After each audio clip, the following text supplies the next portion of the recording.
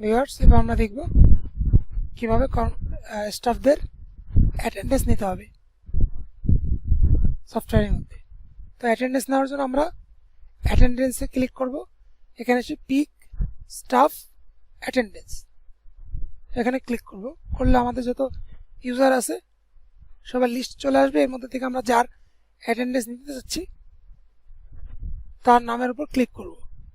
Click করলে আমাদের প্রথমে কি চাবে, অ্যাটেন্ডেন্স ডেট, কোন ডেটে অ্যাটেন্ডেন্স চাচ্ছি তার, তারপরে staff ID, staff name, job title এবং তার প্রেজেন্স মানে উপস্থিতিটা, সে কি প্রেজেন্ট আছে নাকি সে আজকে অ্যাবসেন্ট না সে আজকে ছুটি বা লিভে আছে।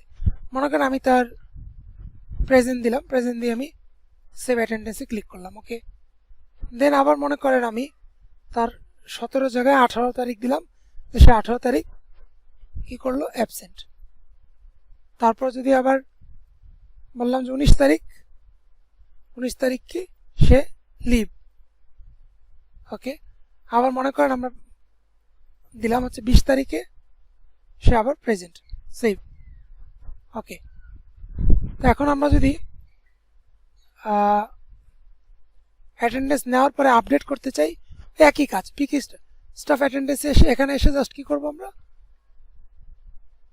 এখানে ডেটটা দিয়ে দেবো। ওই ডেট দিয়ে আমরা যেটা দিয়ে দেবো ওইটাই আপডেট হয়ে যাবে।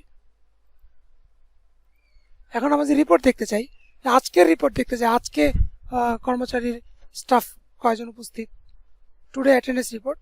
তো এখানে ক্লিক করলে লিস্ট চলে আসবে, স্টাফের নাম এবং উপস্থিত, কে উপস্থিত না সেই জিনিসটা এখানে চলে আসবে।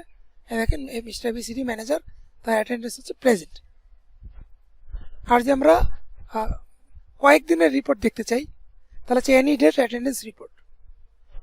এনি ডেট অ্যাটেন্ডেন্স রিপোর্টে ক্লিক করলে এখন একটা ডেট যাবে।